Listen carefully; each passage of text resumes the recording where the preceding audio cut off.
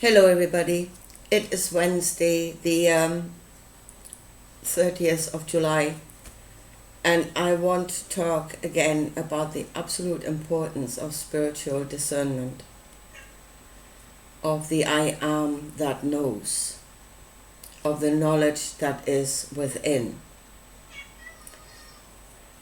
the importance of that, and to stand in that truth firmly. I want to talk about, as many of you might know, I've been reading the Kybalion, and I've seen a couple of things in here. I want to show you where spiritual discernment is absolutely necessary, even in reading something like the Kybalion. It certainly is necessary when you're reading the Bible. So I want to talk about this as an example, and I want to talk about the AI. There are people going around saying the AI is going to rewrite the Bible. No, I don't think it is going to rewrite the Bible as such. But what it is doing is biblical. I mean, it is absolutely biblical. I want to show you this here.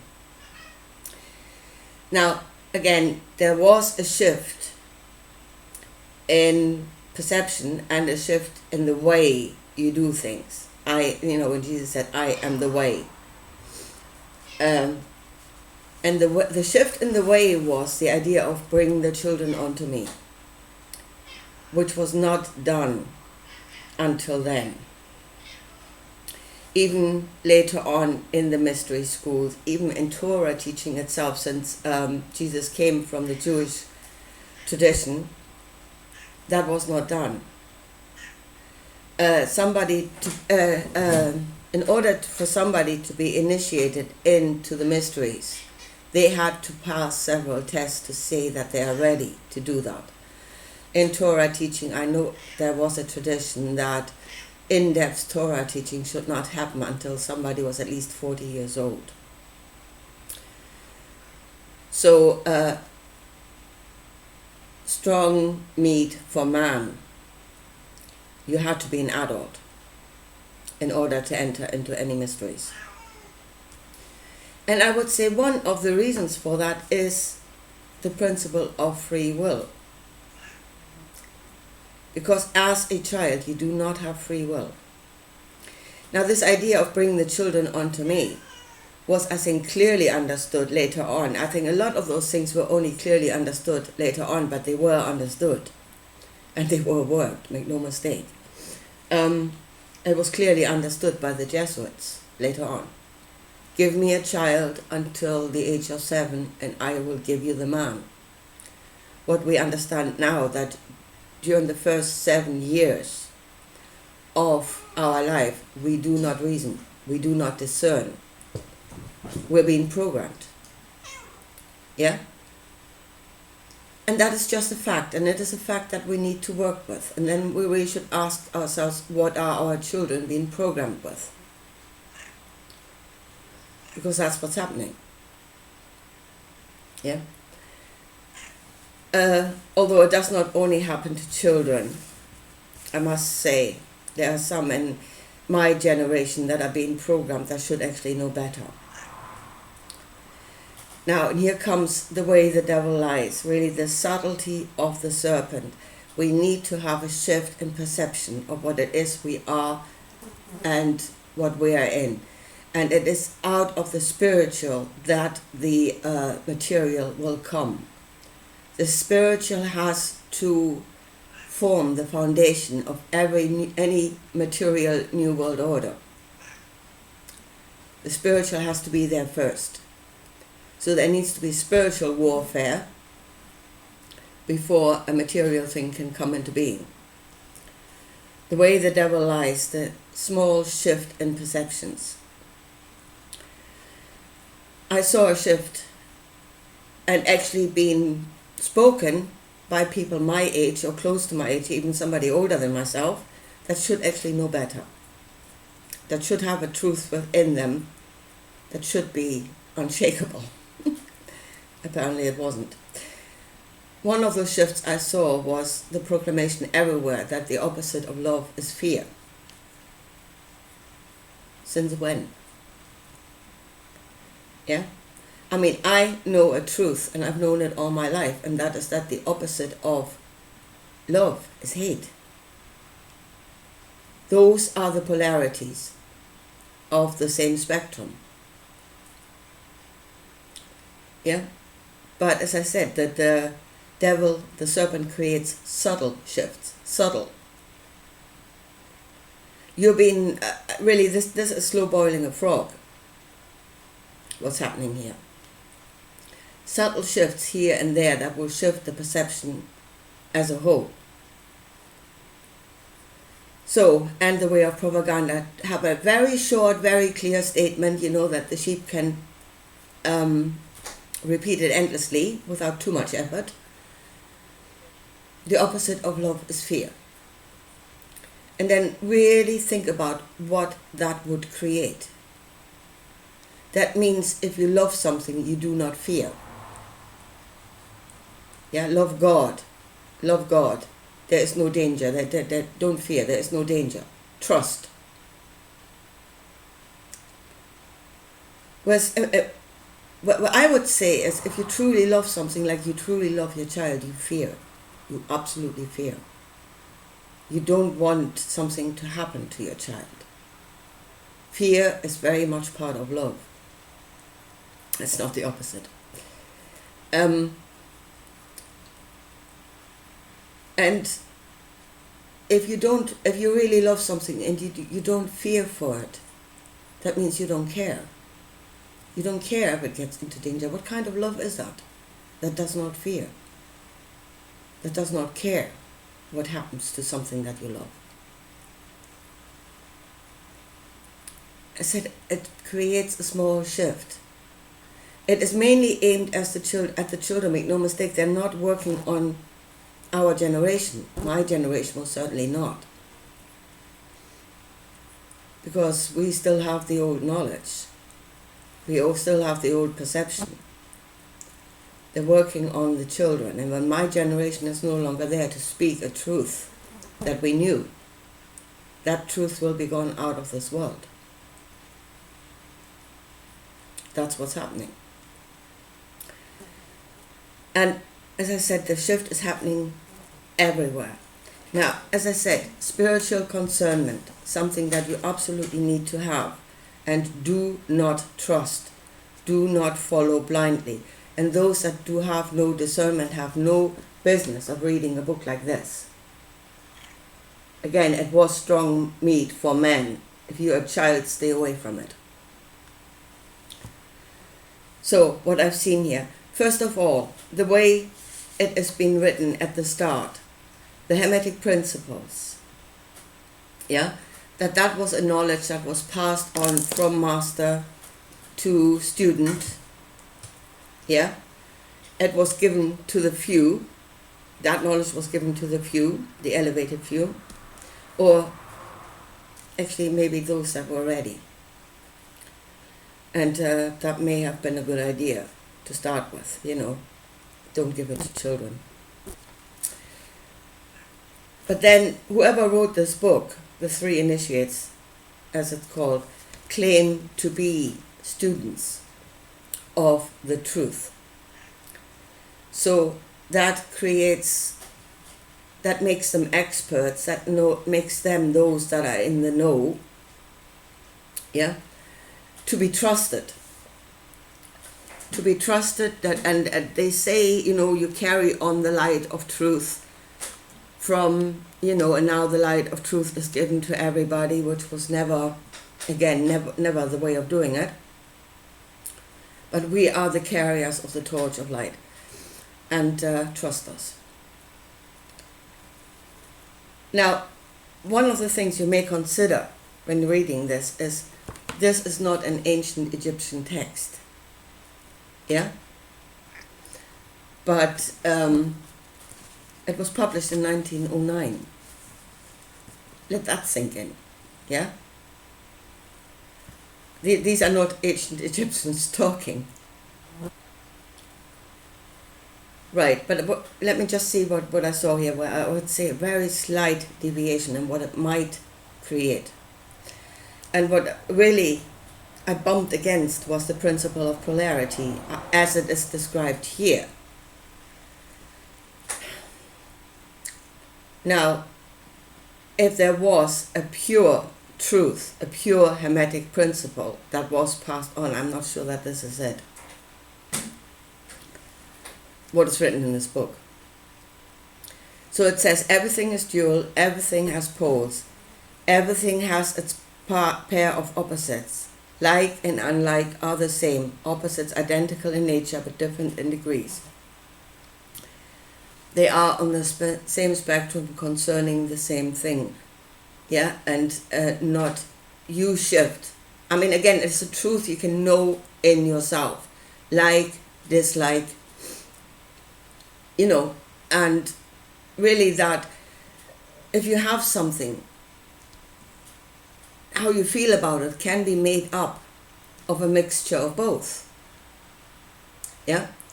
You may say, oh, I really like this thing, but there's this little bit about it that I dislike. That is then the fullness of your truth, and it's made up of two parts, out of a duality. And it shows the fullness of your truth. So again, I can go with that. Yeah? So opposites identical in nature but different in degrees. Extremes meet. All truth about half-truth. All paradoxes may be reconciled. There it comes. All truth about half-truth. And later on, in the same text, it says all truth about half-truth. Every truth is half false. And then really every truth is half a lie.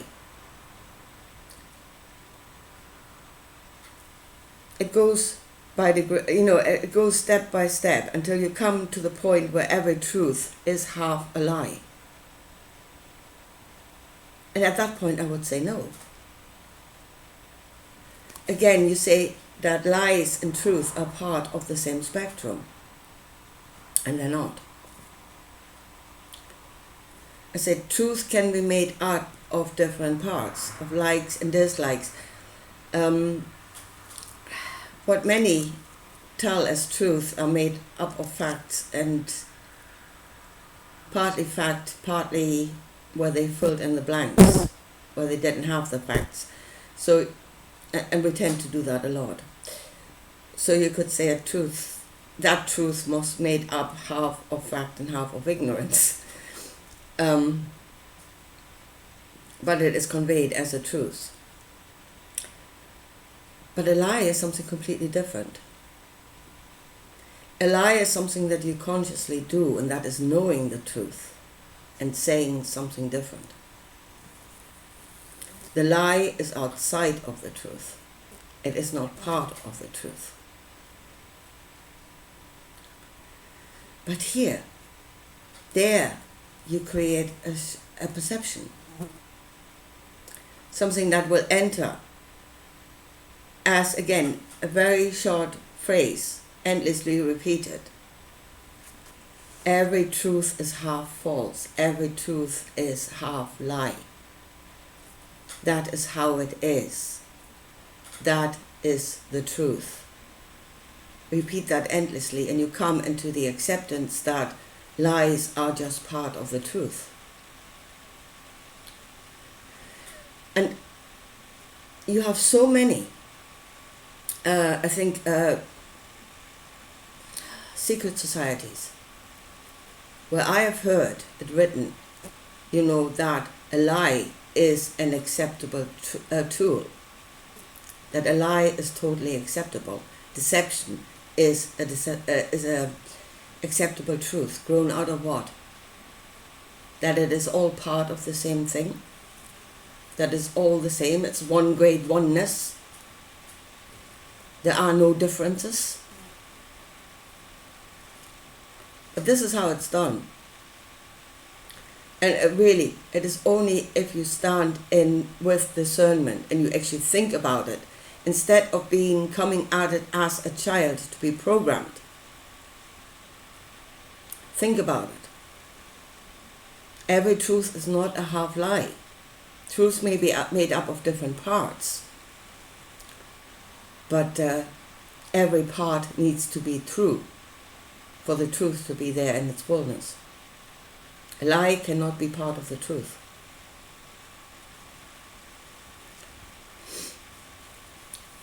So that is why I said I'm kind of wondering about that book. With what intention, again, with what intention this was written. To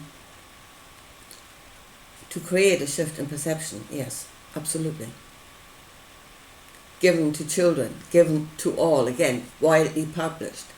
Anybody can buy it, whether they're ready or not. Ready or not, buy the book.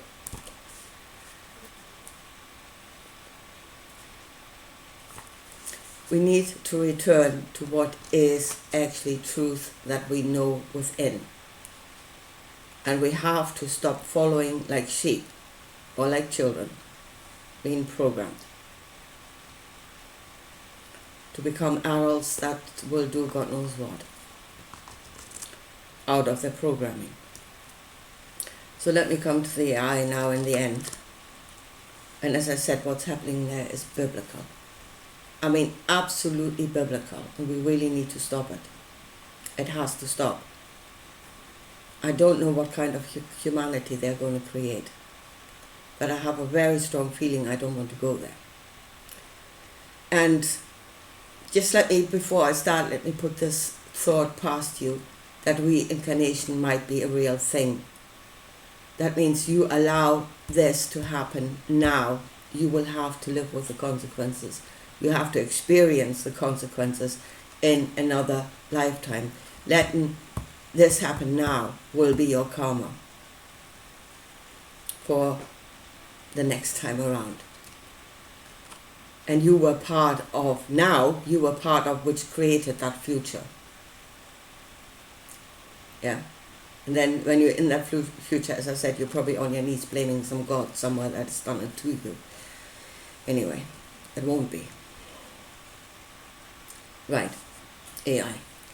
So I've just been listening to Greg Braden, and apparently there are programs out there for spiritual teachings.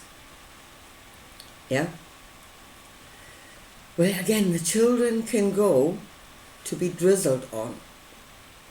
And it is the same principle as it has always been, as it has been with the initial initiatives, as it has been with God and heaven. There's a perception of something greater than yourself that has the truth that is beyond yours. Yeah? And you must let go of your own truth. You must subdue your own truth. You must deny your own truth to be initiated into the greater truth that's been given to you. You have to, in a way, you're reprogramming yourself. If you do it as an adult, you're reprogramming yourself. You're beating yourself soggy until you've come into the light, you know. But that has always been the perception, something greater than yourself, that knows more than you do, that has got the light of truth. And it is good enough to share that with you, you know, out of its love and out of its compassion. They will share their truth with you and make you a part of their truth. And I say the fruits of the Spirit, you see them everywhere.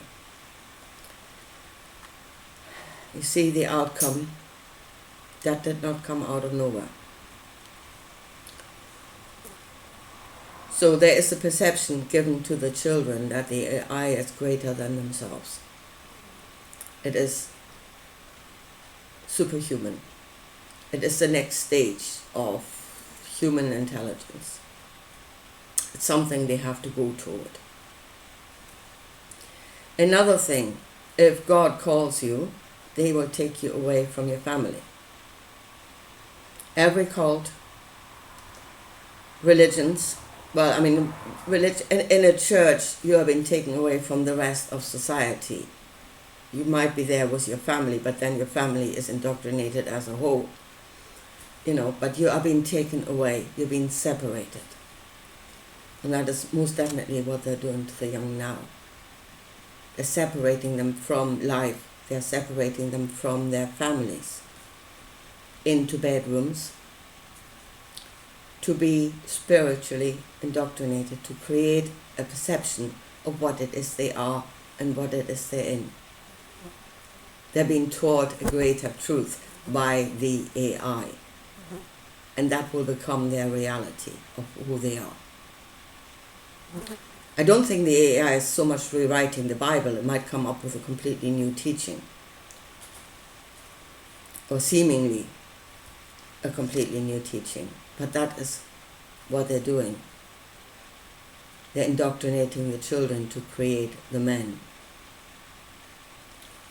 They create the spiritual foundation that will become a physical reality. That is biblical. That is how it's always been done. And again, there is no free will. If it's taught to a very small child from the beginning, there is no free will. It is pure indoctrination to create the man.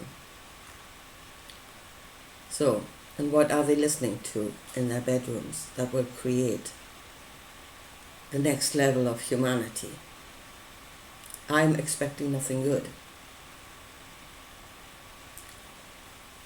So, truth, our perception of good and bad, what we know to be right and wrong, is grown out of the web of life. Again, that is the experience of the spirit in the material world. If, for instance, if your child has been lied to or stolen from, we have principles that say do not lie, do not steal. Again, knowledge of good and bad grown out of experience, grown out of our own reactions to it when it happens to us, and then that is our truth. But you experience it. Yeah, it's based on a fact. You've experienced the fact. And then don't do unto others as you don't want done to yourself. Those were truth. That was our truth. So then a child comes to you being hurt because that happened to it. It has experienced that circumstance. Yeah, and people say, oh, forgive, forgive, forgive. Or, you should love them. That is a New Age way. Yeah? Or it doesn't matter because matter is not real. Whatever happened to you there, it's not real, so it doesn't matter. But if you stood in your truth, you tell your child what the others did was wrong. They should not have lied to you. They should not have stolen from you.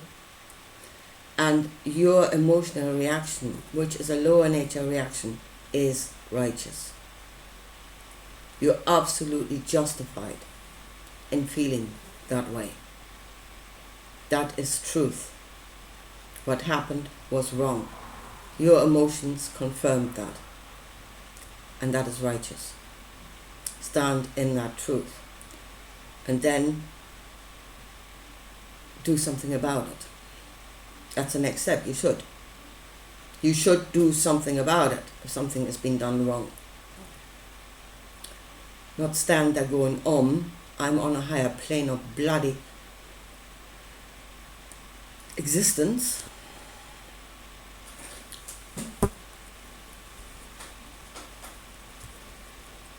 Anyway, really, we need a lot of people now that are still know the truth. A truth that is based in experience. A truth that is based in the experience of family, of friendship, of experiencing life. The experience of life. Not in a bedroom locked away from life. Not in a cave somewhere locked away from life. Not in a monastery somewhere locked away from life. but truth that was grown out of the experience of life. And then nothing should come saying, I'm on a higher level of enlightenment, I know the truth. The opposite of love is fear. And then stand there with your mouth open, worshipping the knowledge and suppressing your own truth that you have known forever. The opposite of love is hate. To stand in the truth that you know. As I said, my generation is fastly fading. And that's what they're waiting for. Again, that is biblical. A generation goes into the wilderness, but those that knew the truth of before, that generation has to die. And it is only the children that were already fully indoctrinated that will go on into the glorious new world future. This is biblical, and we need to stop it. And we absolutely need to trust ourselves, believe in ourselves, love ourselves, to stand in our truth, and to have some spiritual discernment, be adults that know. And there shall be no God before that. There shall be no other God before that truth. And you should not worship them. You should not worship something that comes and say, trust me, I'm a God and this is my truth. Stand in your own. You are as a God in that you know good and bad at least. And I would say you know a few other things as well. Know what you know and stand in that truth. Trust yourself. Love yourself. And give the truth to our children. Before some alien God does it for you. Anyway, here, I leave it at that for today. And I talk to you again soon. Bye.